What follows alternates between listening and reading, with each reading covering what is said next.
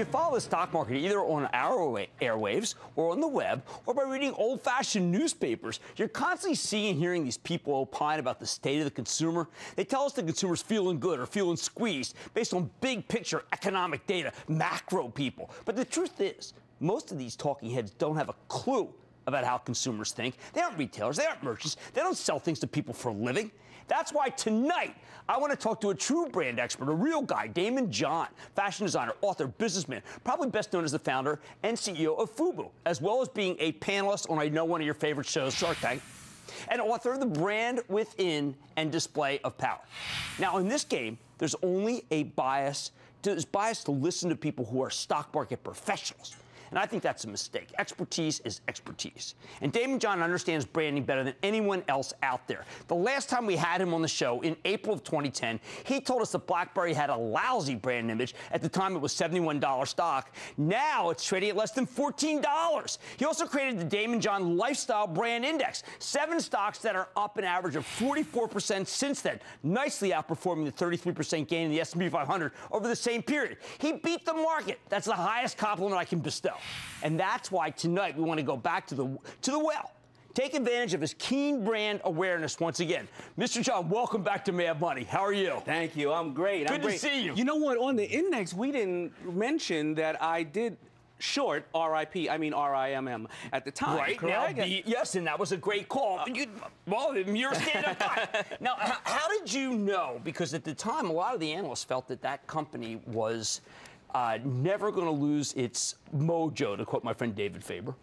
Yeah, well, you know, I looked at the brand and I saw that it was not extending its presence in the market, and it wasn't upselling its current customer. It was also listening to the retailers instead of listening to the consumers. And the retailers are usually out-of-work consumers, basically. You know, these guys are going to tell you the last thing that they think, but it's not their job. It's a consumer who dictates the market. But you had a couple huge winners, too. This Under Armour, which is a company we like very much, price target bump today. How did you know Under Armour? I mean, I know you know apparel, but yeah, was a company that a lot of people were worried about. Well, you know, I can't say that I'm brilliant and I know all these things because I'm smart. I was sucking wind on my other companies, and I realized that footwear and accessories were where things were going to go. Footwear is basically becoming consumable goods. You know, you wear a pair of Levi's, they look better if you wear them for 10 years, but footwear, you got to get a new pair every 3 months. Now, you know footwear now. I know you're involved with a brand that I think is it's an iconic Etonic brand. Exactly. You know, I grew up in the hood speaking Ebonics, so I decided to buy Etonic, right? So I'm looking at all the brands, and I'm looking at the ones that are working, and the ones that are working are really accessory brands. You know, the people are starting to dress from the foot up. Okay. And the kids, they're no longer buying regular clothes. You know why? Because technology is killing it. Yes. Technology, when a kid gets some money now, instead of go buying clothes, you know what? He has 10 apps. He needs the iPad 17. He's not even going out to the mall to look for friends because he's on Facebook and he's on YouTube, so he's not buying the products anymore. The only ones that are selling are accessories or sportswear, and that's where the market is. But I heard you in that sentence say Google because of YouTube, Facebook, which is a billion users strong and a stock that my charitable trust owns, and also Apple, my trust owns that. Now, you've got 3 companies at all different phases of love and hate of the consumer. Exactly. Who is doing well? Who has to reinvent? Well, who has to reinvent? Google, I think, has to do a little more work, but they own everything, right? Apple, you know, people are surprised at Apple where it's at now. I think that Apple was priced for perfection at the 700 level. So in other words, that wasn't their fault. They couldn't fail. Anything that goes short in Apple, they couldn't fail. But you know what? Like any other business, whether FUBU, we were the golden child at a certain time, other people start to catch up. You see, Apple was the pretty girl at the party, right? And I was looking at her for a little while until I got drunk and everybody became attractive.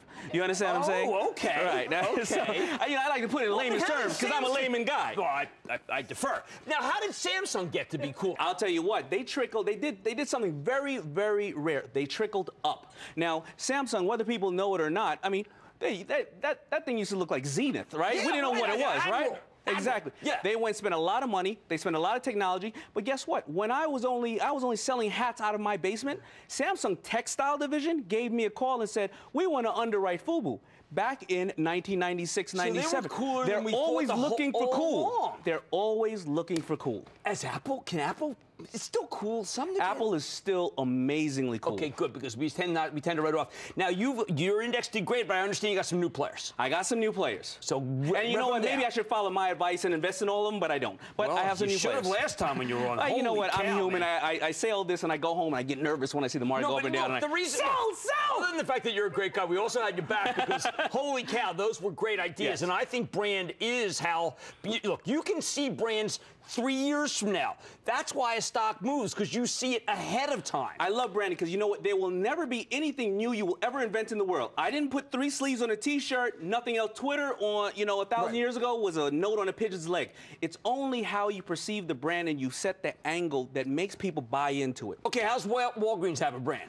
Walgreens brand's incredible. Obviously, they acquired Duane Reade. They are making their brand the everyday person, but sexy. You go in there, it looks like an Apple store all of a sudden. I do love it. I buy Walgreens. Tom runs it. It's just time. I actually know the manager. I mean, Shop in shops. Urban Outfitters hitting that young customer, a little quirky. You don't go in there, and it doesn't look like the run of the mill. You're excited when you go in there, you see things, and you go, what is this? You're absolutely right. Okay, now Nike. Wait, I mean, come on, you got to go against the big guy, huh? Yeah, I got to go against the big guy. But Nike is making technology along with consumable goods. You know, you have your bands here, whatever, and you're going to tap into Nike, and they're going to tap back into you due to the bracelets and everything else. And they know who you are. Trust me, they are tracking that. I know, and I love that company. Now, Yahoo, she's doing a good job. She is doing an amazing job. She's coming around, and she's going to take that thing through the roof. Now, you know that was an uncool company until she got there. Absolutely, and she managed to turn it. And you know what? They're doing a lot with Apple.